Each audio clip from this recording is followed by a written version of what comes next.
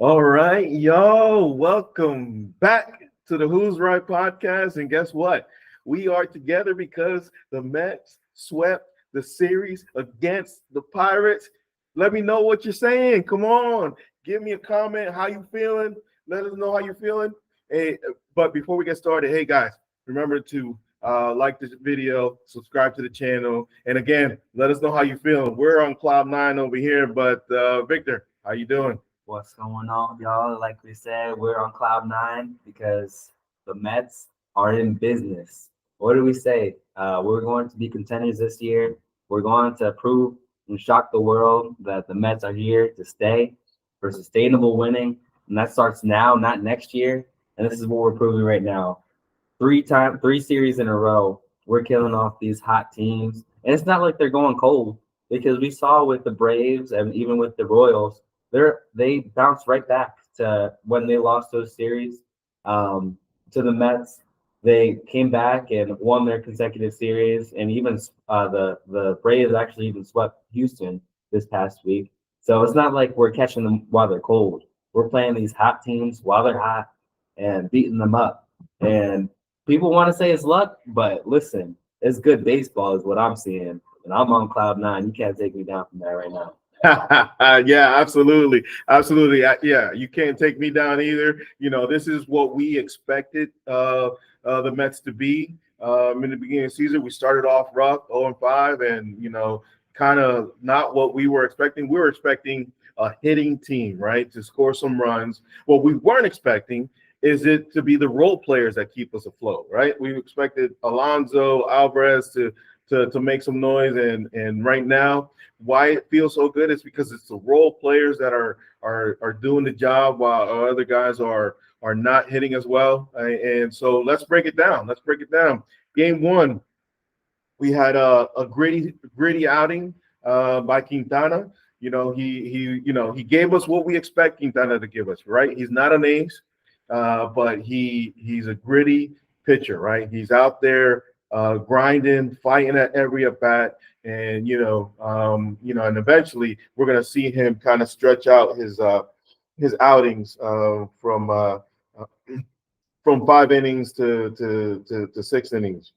But it's one of those things that we want to just give a shout out to some of these pitchers, right? Because our pitching staff is among the best in baseball right now, and so some gritty outing by Martin. I mean, not Martin. That's the other pitcher by Quintana. Yeah, and I mean, it's like you said, it's the role. It's not the guys that we expect to be producing. We expected our starters to kind of keep us afloat, and the bullpen to kind of keep our head above water, if they can do that. But it's been the bullpen that's been keeping us afloat and making basically winning us these games. Our Reed Garrett's, our Grant Hartwigs, our Drew Smiths, who we didn't expect to pitch so well because of the season last year.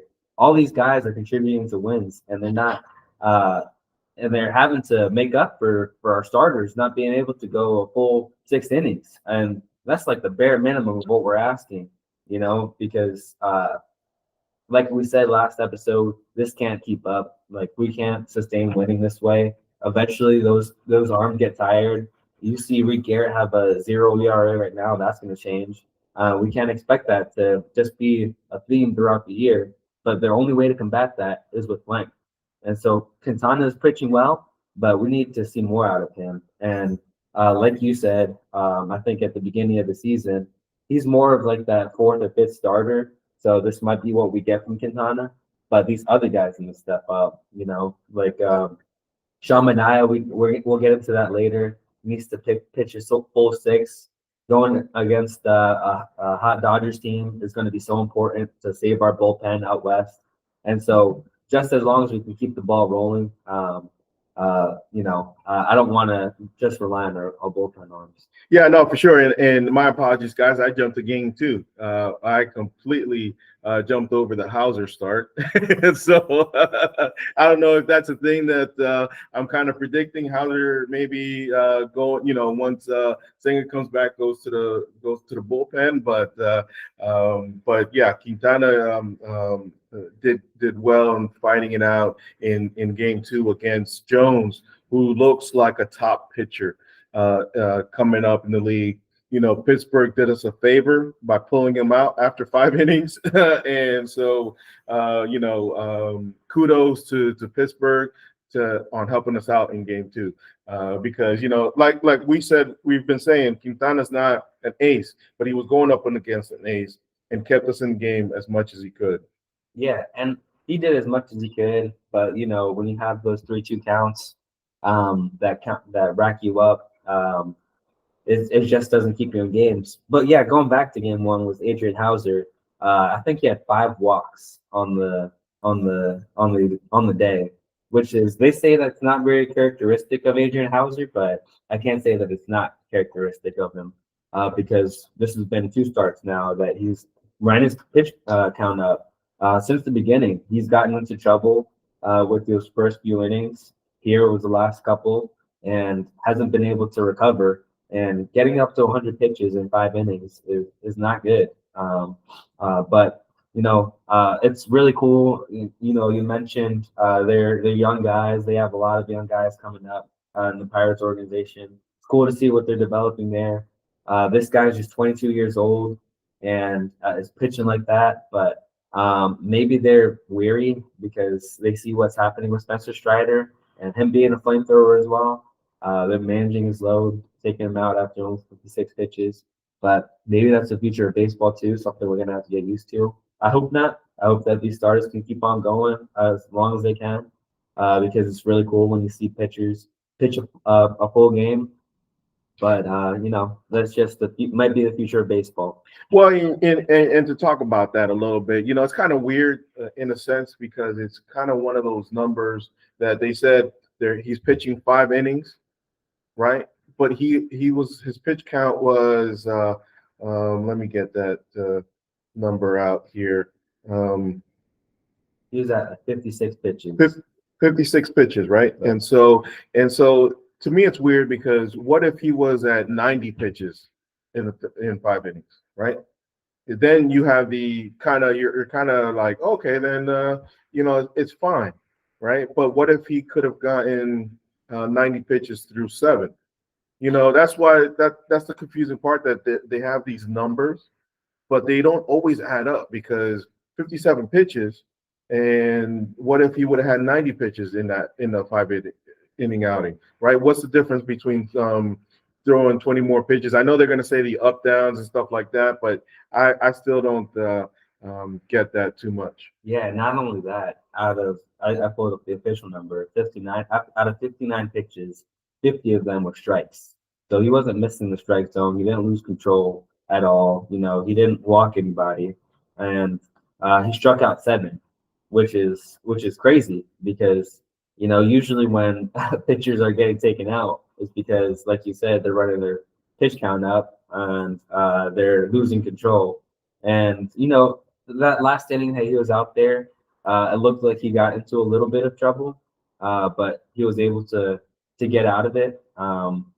Or I think that's when they pulled him, right? When he started to get into trouble. And that's just maybe where the baseball is progressing.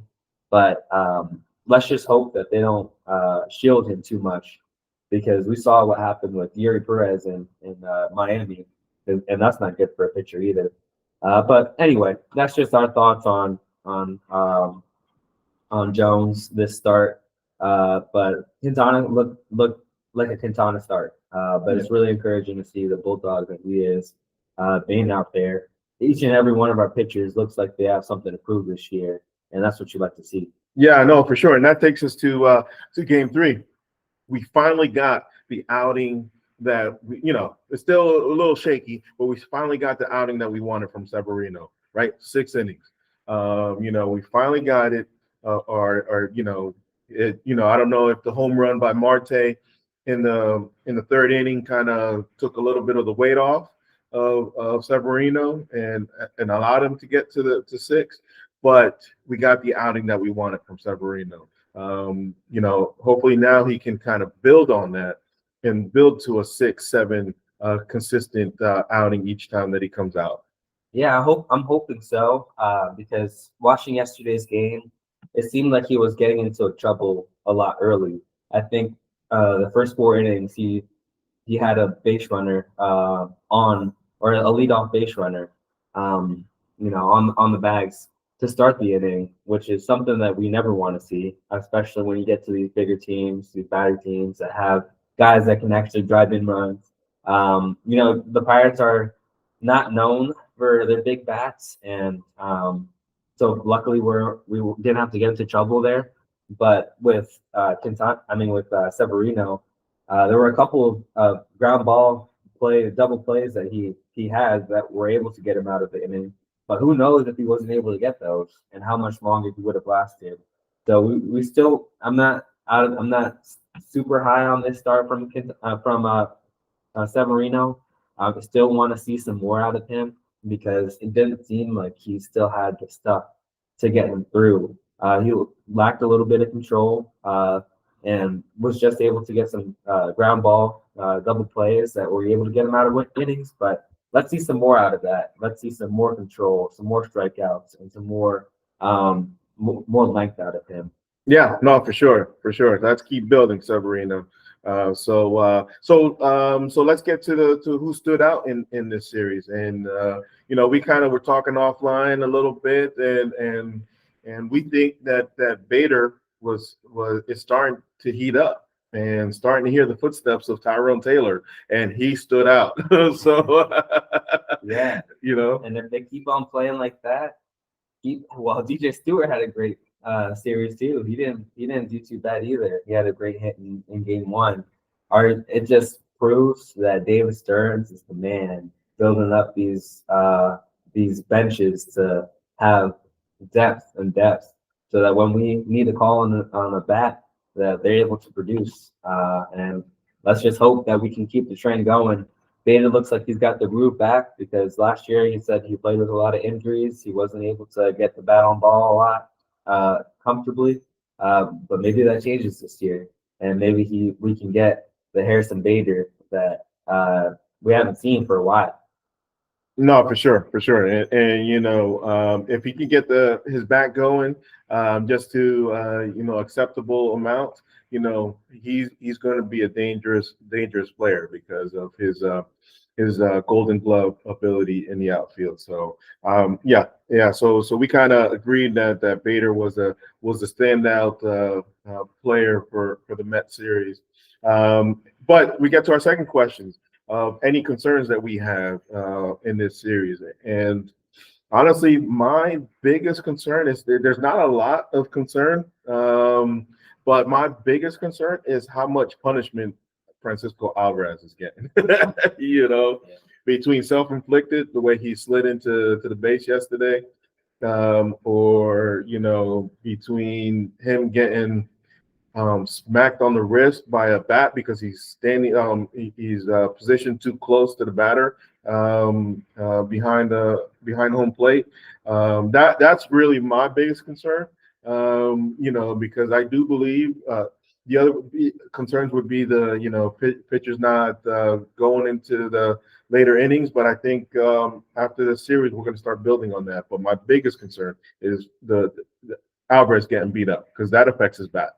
Yeah, I gotta think that it's young kid baseball that he's playing out there. Not really thinking about the repercussions too much. This just, I feel like, comes with experience and knowing the game, knowing where you're supposed to position yourself outside. I don't know if that's the catching coach that's telling him to position himself that close, but hopefully that we don't see that happening with Narvaez, right? And so this might just be something that Narvaez needs to be like, look, listen, I know that you're a stud. I know that you want to frame the ball super well, and to do that, you got to get closer to the ball before it dips. But we need you healthy, man, and we don't need you being a knucklehead out there. And I hope that it's not because he's trying to overcompensate for what he's lacked in the bat these past couple of weeks. because we know that he's going to break out eventually. But it's just a matter of time, and we want him healthy when he does that. Yeah, no, for sure. It's just crazy because you get the catcher's interference calls on the on the tip of the glove or what have you, but when you get hit on the wrist, man, that's crazy to me. That's crazy to me. Other than that, I'm still not too concerned with Francisco Lindor. I know others might be. I'm not too concerned with Pete. He's has it had his moments, but not to the point where it's consistent. He's just had his moments when we needed it. And McNeil still hot and cold, but maybe on the verge of breaking out of it and contributing. Him being down in the lineup, I think has actually helped him because I think I actually like that going forward. No matter how he's hitting, I like McNeil at the bottom of the order to kind of put some energy. If we get McNeil back to where he should be, to put some energy, and Bader along with it, put some energy down at the bottom of the lineups to set up the big guys at the top. Yeah, we want to see depth because we see with these big teams how much that can kill a rally. With the Dodgers, these past couple of days, we've seen their bottom five or bottom four slump, and their top five have to carry that, and it's caused them to go down to 12-9, and they lost the series to the Nationals. So I like how you put that. We want to see these guys that are hitting well down in the order, not to change anything and bring them up because that'll just cause confusion with the lineup, but also discomfort on where you're batting in the lineup. But one thing that I have noticed with McNeil this series is that he's not swinging for the fences anymore. He's just sticking his bat out there like he did when he won his batting title and getting a timely hit, and that's exactly what we needed. Locked On Mets talked about how he is starting to use his head more, and even when he was supposed to be thrown out on that pitch, that wild pitch, he knew he wasn't going to have a chance of that at bat, so he just stuck his bat out there and ran for the base, and that could be. And so maybe we're seeing more passion out of Jeff McNeil and seeing more batting IQ out of him, which is great because that's going to lengthen our lineup and give some time for these other big bats to kind of come into their own. Yeah, no, for sure. So I'm excited to see McNeil back to being McNeil. Because obviously he doesn't walk a lot, so he needs to be an average type player. So he needs to get his average up and have those hits like you kind of mentioned. Just bloop hits here and there, line drive hitter. Very similar to Bader, just on a better scale than Bader, right? Line drives and you get your little home runs here and there every once in a while. As long as you keep that mindset, I think Beatty will be all right. So let's move on to the Who's Right part of the podcast, and I'm gonna just keep this short. None of us. Can we say that Connor Joe helped the Mets win, and so that I get a point because I was your Mets killer, and he actually ended up being a Mets star instead. Let's win a couple of games. Yeah. Well, he had that one on the sacrifice fly, which I think Lindor was running anyways. I just think that because it looked funny that we were putting that on Joe, but if you look at the video, Lindor was going no matter what. So I'll just yeah, I'll take the point if you want to give it to me. But that's a point for me. Yeah, but yeah, Connor Joe kind of is happy to be out of Queens because he didn't have the series that we all thought he was going to have. And O'Neal Cruz, not only didn't have the series that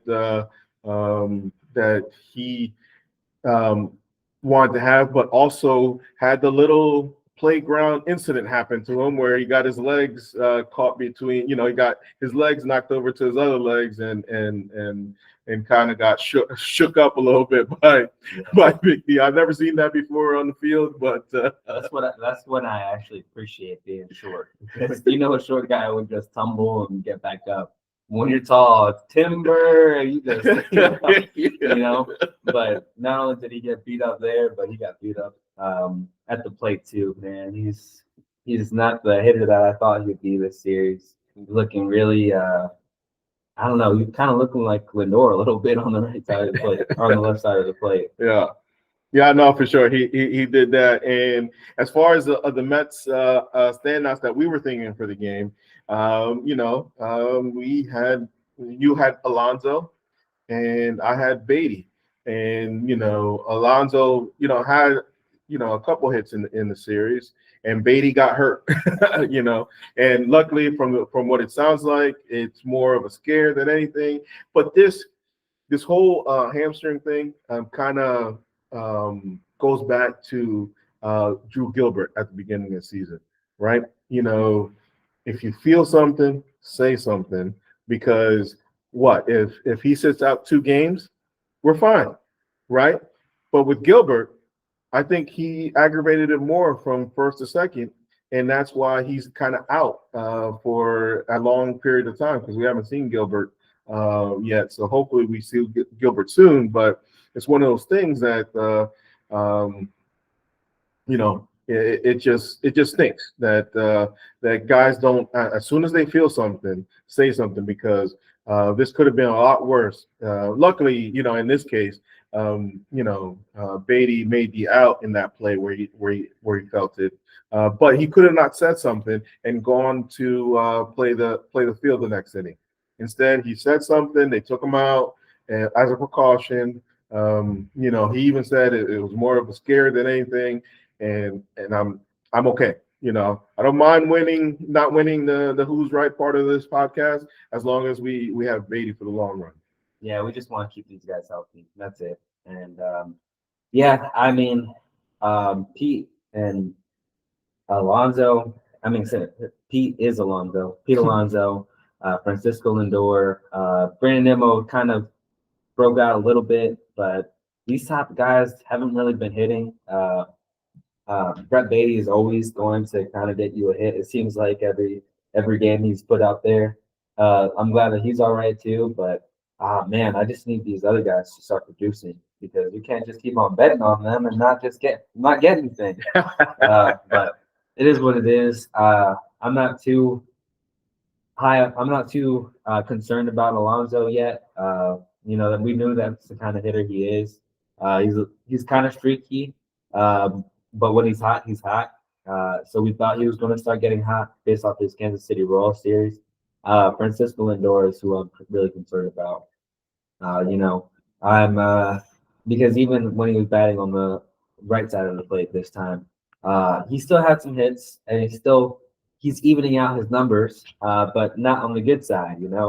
He's still not being a superstar like we thought he would this year, with being completely healthy. And let's just hope that he's completely healthy, because maybe that's the factor into why he's not playing so well. Yeah, no, I'm not too worried about it. You come to me in the middle of May, end of May, when things are warming up and the door's still struggling, then my spidey senses will come up a little bit. But right now, I'm not too worried. And I'm not too worried because we're hitting, so and we're scoring runs and we're winning. So until then, I'm not too worried about it. But let's move on to preview the next series. You kind of touched on it a little bit about the bottom of the Dodgers order and not living up to kind of what they were expecting, and it's a top-heavy lineup, kind of like we've seen in the past with the Mets, right? Kind of in that vein where we're kind of familiar to these struggles, right? Having the top of the lineup, Nimmo, Marte, Lindor, and Alonso all hitting, and then nothing else from the rest of the lineup. And that's kind of what's happening to the Dodgers right now. So what better time to play them, So in game one, we got Manaya versus Yamamoto. They pushed Yamamoto a day to give him, having him pitch basically once a week, kind of like what we did with Senga last year. So he's kind of getting all the Friday games going for the most part. And so we get to see Yamamoto. Um, After his first game hiccup, he kind of showed us why, you know, who we thought he was, right? Yamamoto is the guy who we thought he was. He had one hiccup, probably nerves, right? Playing over there in Korea, probably had a lot of people from Japan come over probably to watch that game, and they got the best of him. But now he's back to the Yamamoto that we expected, that we were hoping to sign as well. So we get to see him against Manaya, but what I'm hoping to see is that Manaya has a bounce back. I'm hoping that Yamamoto goes back to what we saw in his first outing against the Padres. Let's teach this guy a lesson why you don't mess with Papa Cohen and play him for the big bucks and knock up his ERA even more because he's gotten it back down, like you said. He's down to back at a 4.8, being at a 16 before.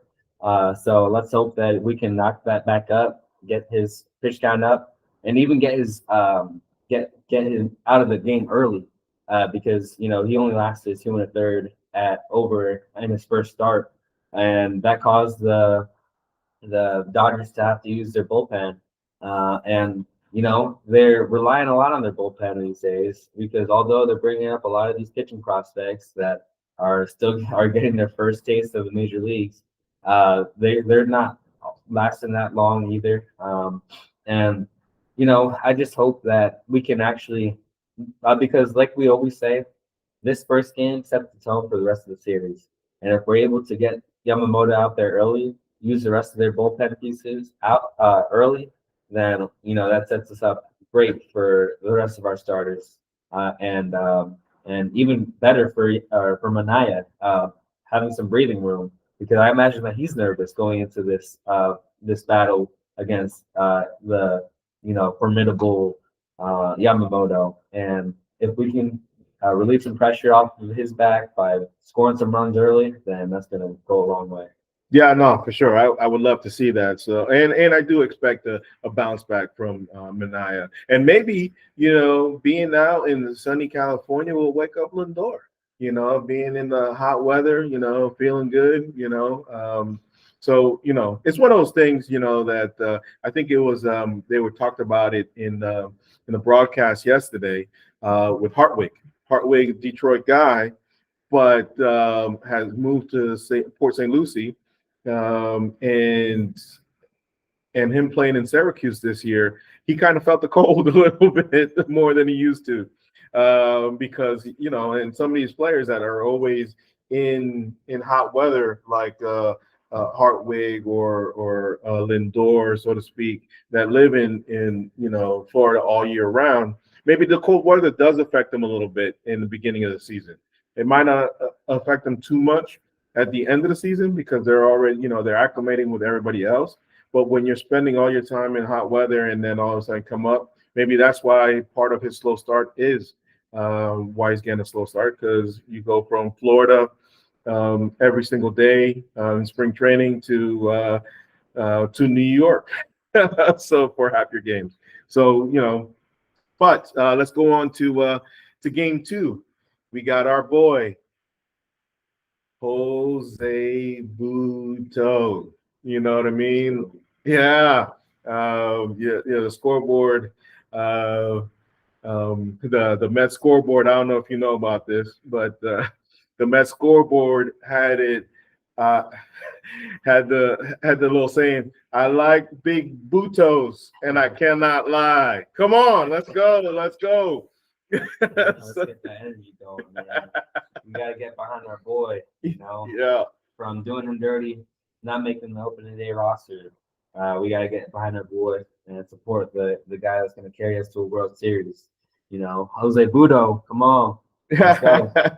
Yeah, and right now the Dodgers haven't announced a starter because they're also their starting pitching is also in the state of flux, and so they're not they haven't announced that yet. So we don't know who's going to pitch against the Mets in Game 2, and then Game 3 finish out the series. We got Hauser. Hauser, and again, they haven't uh, told us who's going to pitch in Game 3 of the series for the Dodgers. And and my biggest concern for this series is that game against with Hauser.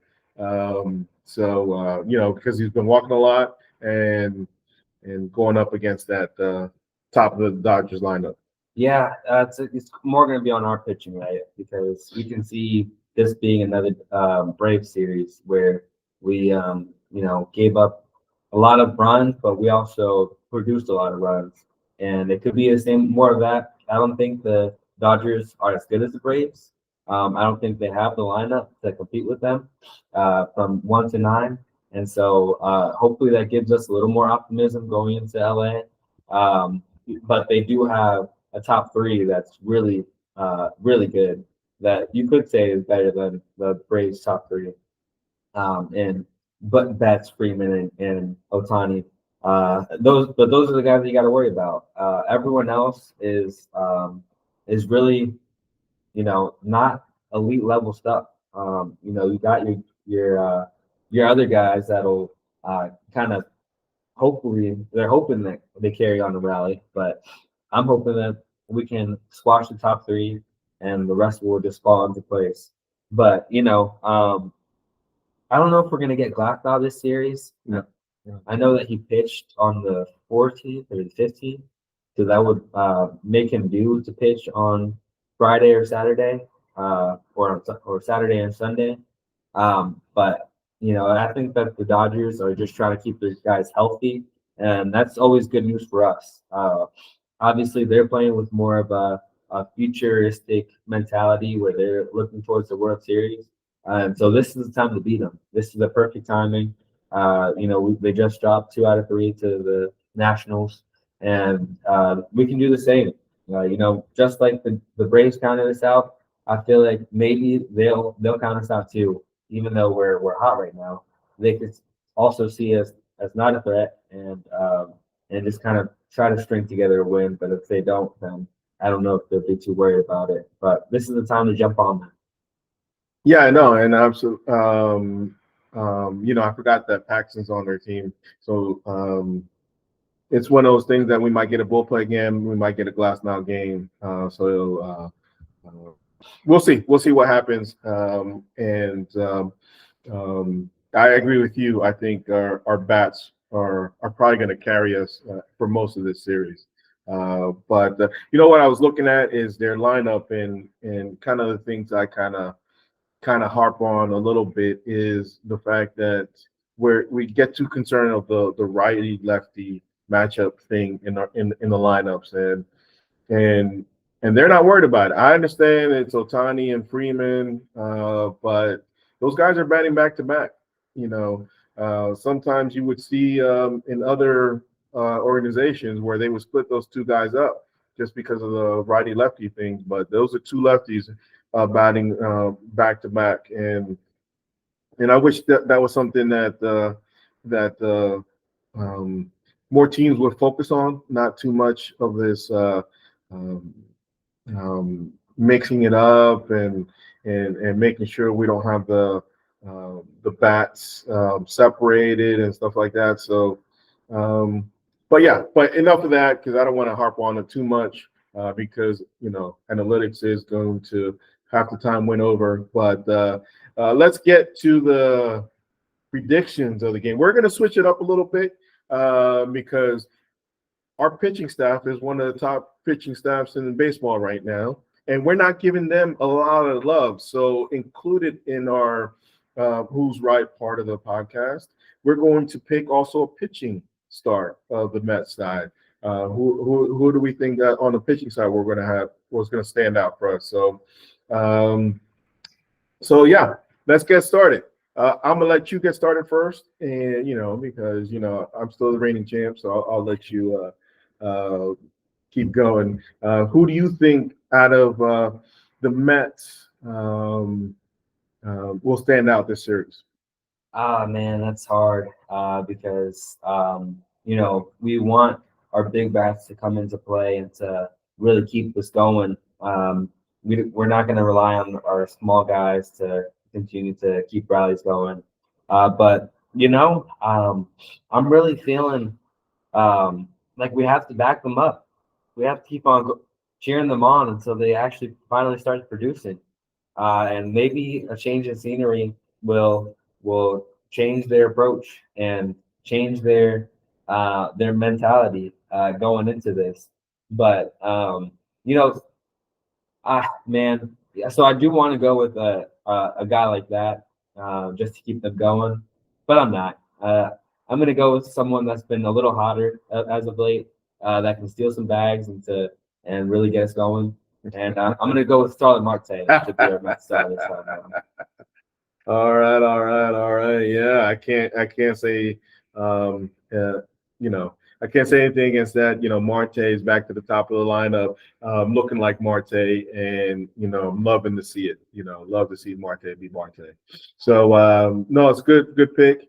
Um, for me, I think, I would love again to keep cheering on our guys and Lindor to break out, feeling the hot weather and stuff like that. But I'm gonna go with a guy that um, gave us an awesome series against another big bad wolf against the Braves, and that's Brandon Nimmo. I'm gonna go with Brandon. Nimmo. He loves playing against the Dodgers too, so I'm gonna go with that pick for our standout bat of the series. Now, again, we're gonna change it up and include a pitcher in this standout and kind of make it a little bit more interesting. So, who you got as your standout pitcher of the series? That's a good one. And most people would go to their starters to kind of rally them on and to get these guys out. But I really like our bullpen right now and what they're able to provide. Drew Smith has looked great. Well, he's looked all right because you don't like how he looked in game one, but he got back into his own, and especially based off of last year, he's really done well. But I don't see our pitchers going a full six again, and so we're gonna have to rely on our bullpen again. And we saw Michael Tompkins back, so you might get another start at it or another run at it. But how can you not choose? How can you not choose Reed Garrett right now? He's doing amazing things with his ERA still being at a 0. He's got 2 wins on the season. That's tying the most that we have as out of all Mets pitchers, and he can provide length. And so hopefully he provides length in one of these games and powers us on to a win. No, for sure, for sure. That's not a bad pick, especially the way Garrett has been pitching. But I'm gonna stick with the. I was thinking about picking a starter because like you said, that's kind of where we're drawn to a little bit. But I believe I'm gonna go with a reliever as well. And because they got the two top lefty bats in the game with Freeman and Otani, I'm gonna go with Brooks Raley. Brooks Raley, I think, is going to stand out in this series and kind of work his magic against Otani and Freeman. Yeah, it's a great pick too. He's looked like a monster so far this season. Great eighth inning setup man for Edwin Diaz, and he's every time he's been out there, I think I felt the most comfortable um, sitting down and watching a baseball game when Brooks Raley is out there, even more than Edwin Diaz so far, because we saw how he's gotten in trouble early this season. But hopefully he shakes off those shitters too. But Brooks Raley is a great pick. Yep, yep. So let's get into our final question. Who do you think will be a little thorn on the Mets side? Nobody. They're all gonna do horrible this series. But I think that I'm gonna go away from the top stars, but someone that was a free agent this year that has gotten off to a pretty decent start. He provides power. He plays out in left field, so he might get a chance or two at a lot of balls. But Teoscar Hernandez is playing some good ball this year so far, and I think that he has an ability to get on our Mets pitchers early. So let's hope that he doesn't. But he's batting, I think, lower in the lineup as well. And so it's really going to be important for him to do well because, like we said, their 1 through 4, their 1 through 3 is you know best in baseball. But it's when they get down to that 7 through 9 is where you really have to get concerned. And if he can keep a rally going and get some timely hits, then he can really kill the Mets this series. Yeah, no, for sure. That's always a good choice because he is batting down in the lineup. It's really like you said, the 7, 8, and 9 hitters for the Dodgers that are kind of killing their momentum. I picked Rayleigh to have a good series, so I'm not going to pick Otani or Freeman. I'm gonna actually go with their catcher because I believe Will Smith will have a good series for them. He's gotten off to a hot start. He's got that contract that he got in the offseason, and he's just calling, just playing. He's just playing now. He has no worries. He's going to be a Dodger for life, and he's just playing now. So I think he'll be that guy again. A thorn, but that's it, right? Just a guy that's gonna bother us, but we still are hoping for that series W. But before we get out of here, let's do a couple news and notes. You kind of touched on it earlier. We designated for assignment Tyler J, which I don't understand because he pitched well for us, better than Tompkin did. And we claimed Tompkin off of waivers from the Twins, got back Tompkin from the Twins, which I don't know why. To be honest with you, I don't get it. At the end of the day, the Twins didn't want him, so why are we picking him back up? Maybe he'll sit in AAA for whatever reason, but yeah. So we got Tompkin back, and as far as Beatty's concerned, it looks like he'll be back in the lineup on Friday. Yeah, Beatty will be all right. Not too worried about him. He got his nice rest. They get to rest in LA today and take a breath, take a breather to kind of get ready for this 6-game stretch that they have over in California. Let's just hope that they all remain healthy on that trip.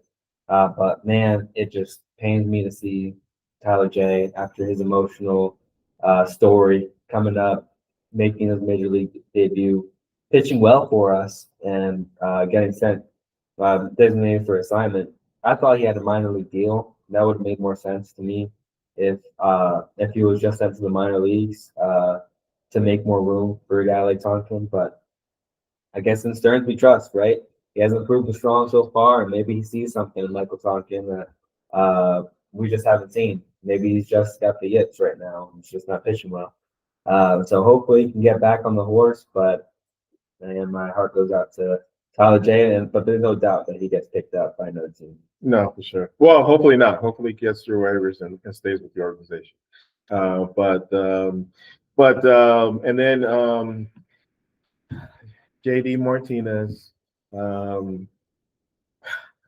I don't know what else to say. He, at this point, he's lucky that we're winning because if not, I'd be a lot more heated than I am right now with the whole JD Martinez. Not only that we're winning, but that DJ Stewart is producing. because I'd be a lot more heated about this whole situation with JD Martinez. Again, still one of those things where, late signing and it's going to miss a whole month of a season.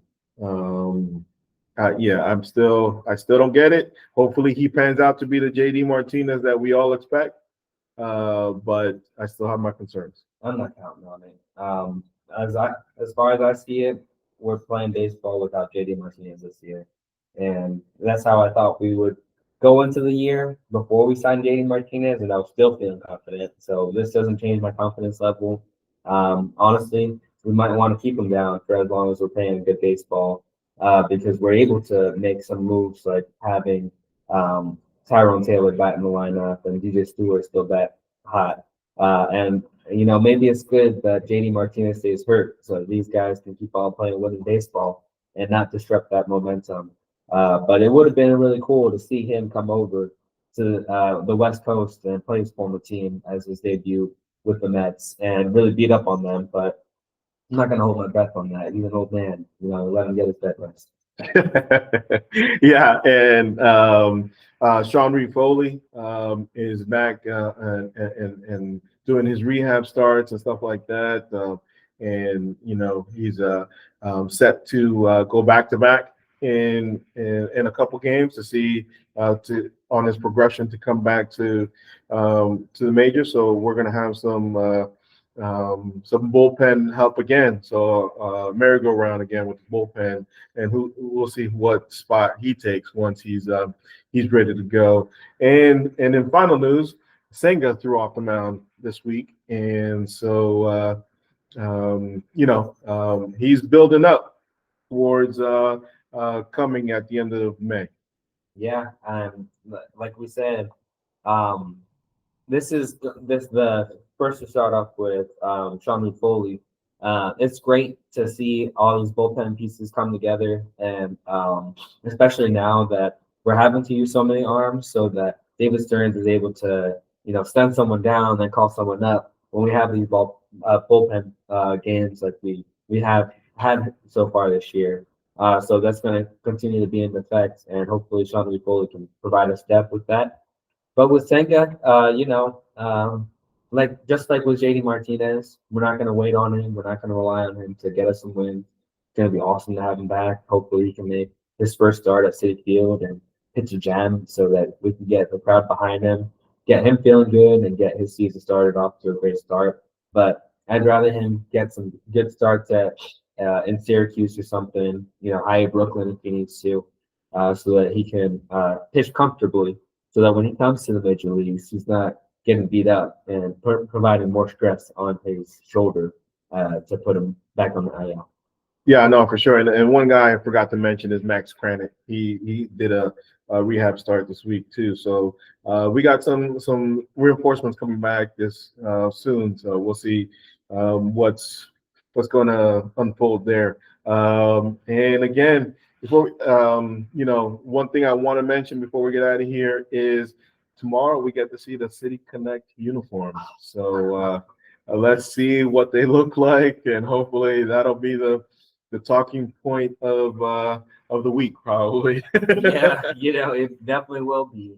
Let's just hope they're good talking points that we can let a breath out of relief that our city doesn't do us dirty. So I was watching Philly last week. Man, those jerseys look horrible, and not just because they're Philadelphia Phillies jerseys, but they really don't look great on the field. I kind of had some optimism, but seeing them out there, didn't like seeing them. And so let's hope that we'll actually like seeing these guys play in the City Connect uniforms. And who knows, maybe I'll buy one. Yeah, who knows? But guys, remember to like this video, subscribe to the channel, and let us know what you think. Who do you think they're staying out, guys? Do you agree with us? Do you have your own guys? Who do you think the Mets killer is? Let us know what you think. Put in the comments and give us a word. But before we get out of here, Victor, any last words? No, let's take these series from these these West Coast teams. Like I said earlier, they're going to be counting us out, so this is a perfect opportunity to jump. All right. So, guys, until Sunday, let's go Mets. Mets.